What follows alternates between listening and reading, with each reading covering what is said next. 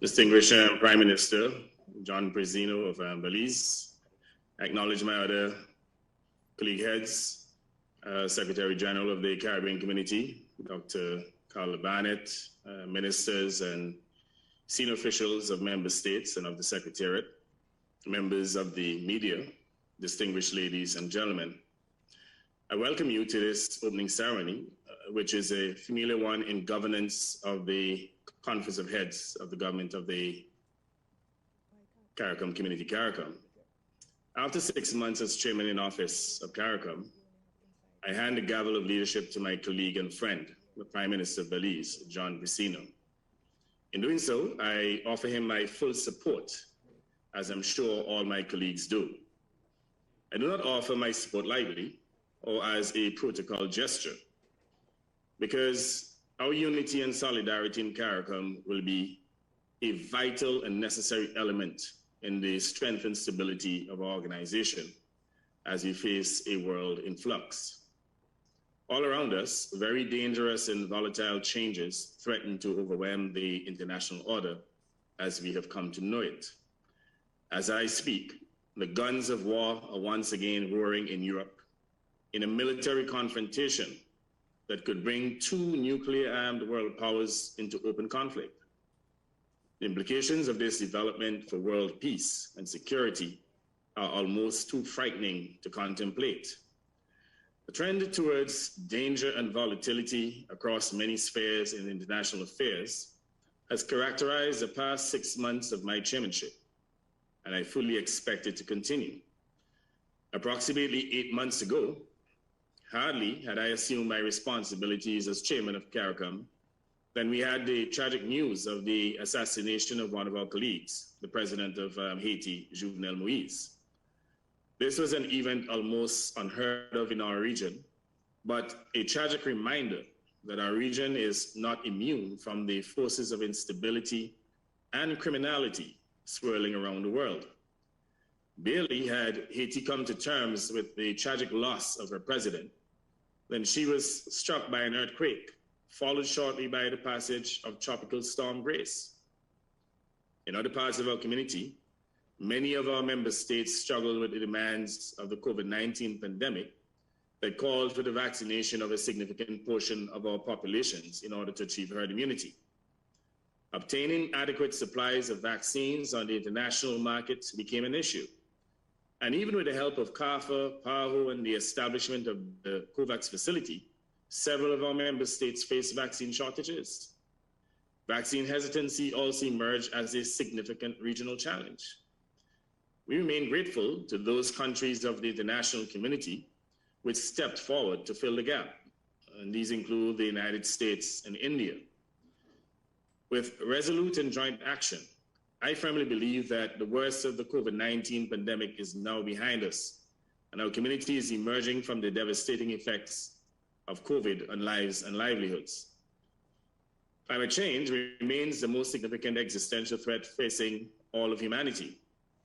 The hopes of people in so many countries around the world for meaningful action in the climate emergency were dashed against the rocks of the obstinate and selfish attitudes of developed countries and large corporations assembled at the COP26 in Glasgow last November. As chairman of the Alliance of Small Island States, I had the distinction of leading the advocacy on behalf of small states as we strive to make the world aware of the existential threat posed to our region by the world's climate emergency. It is not a secret that the results of COP26 fell far short of expectations, and we continue our advocacy to push the major polluters of the world to reduce emissions, to take mitigating actions, and to contain rising temperatures to within 1.5 degrees of pre-industrial levels. Greater attention will also be focused on climate emergency accountability as we aggressively examine the legal recourses available to us under the appropriate international tribunal for loss and damage to end the injustices suffered as a result of the reckless actions of major polluters. I believe that Caricom has learned from these developments to rely more and more on our own initiatives and our own resources. to produce, buy, and consume local and regional products as a priority for increased product security, profitability, and sustainability. We have taken decisions as a community to give priority to agriculture and tourism in our COVID-19 recovery strategy, given the impact of the COVID-19 pandemic on these sectors. It is a truism that no community of nations could be considered great if it cannot feed itself. Food and nutrition security is an achievable goal, and I look forward to the recommendations and the urgent implementation of the plan from the Ministerial Task Force, which is chaired by the distinguished President of Guyana. The nutrition element is vital as we battle against non-communicable diseases, which are rampant in our region and continue to deplete our human resources as a result of the effects of debilitating illnesses and premature deaths. As we produce and consume more regional products, we must commit to joint action to develop reliable logistics and sustainable transportation to move goods and people within the region.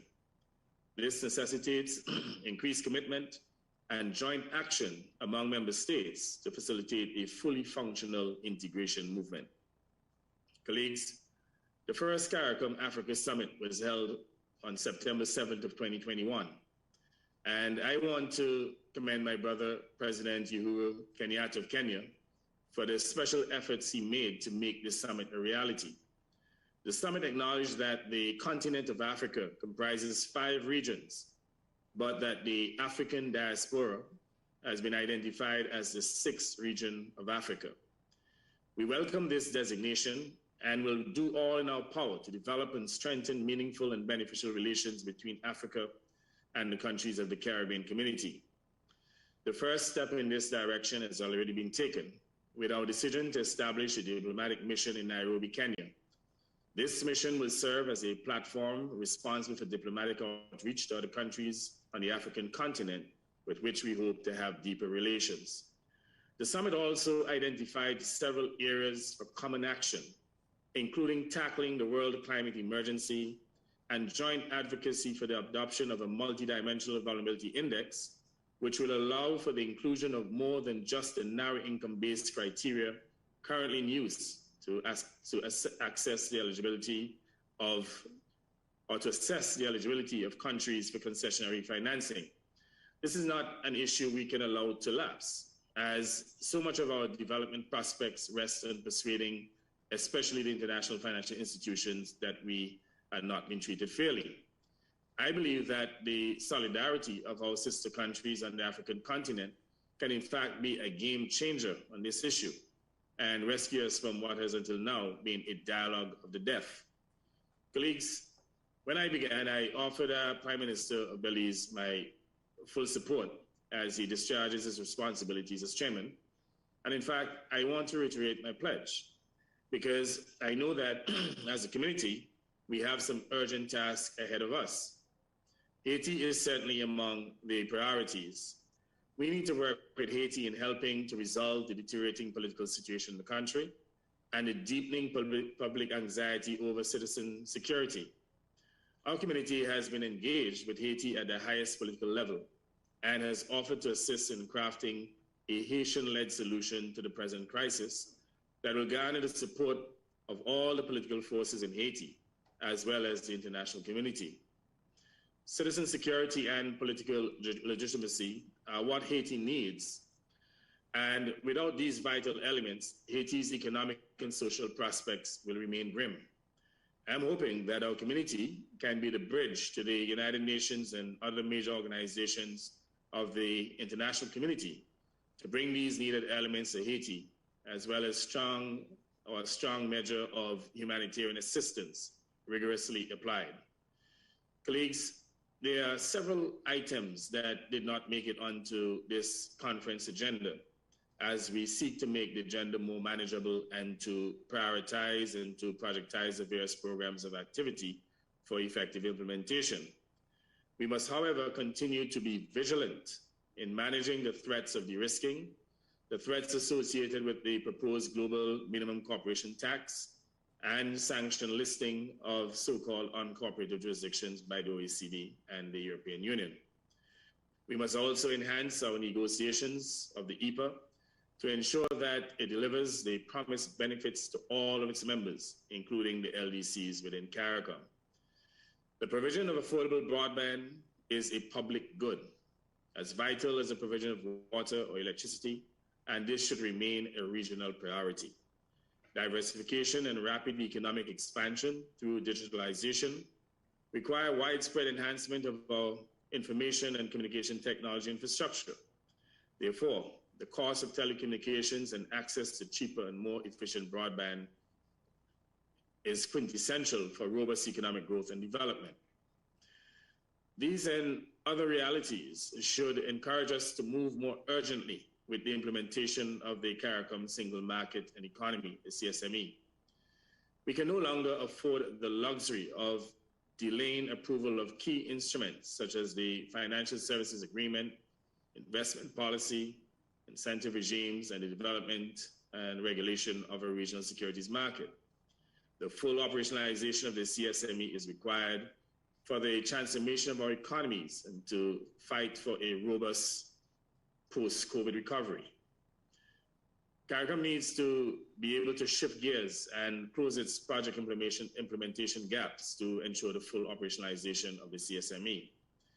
One final note, a new Secretary General took office during my term, and I want to commend SG, Dr. Carla Barnett, for what I've seen so far in the ongoing operations of the Secretariat. I want to give every encouragement to the process of streamlining and rejuvenation that is on the way. I understand that the change is already afoot, which would, for example, bring into being a more fit-for-purpose reorganization of the external trade and single market elements of the region's work. I commend the Secretary General and the Caricom Secretariat as they seek to turn the mandates of the heads of government into meaningful and practical action and to address the many challenges that loom before us. In closing, I wish us all a successful meeting, hoping as always that Caricom moves from strength to strength in the noble task of regional development and integration in which it is engaged. I'm obliged. Thank you.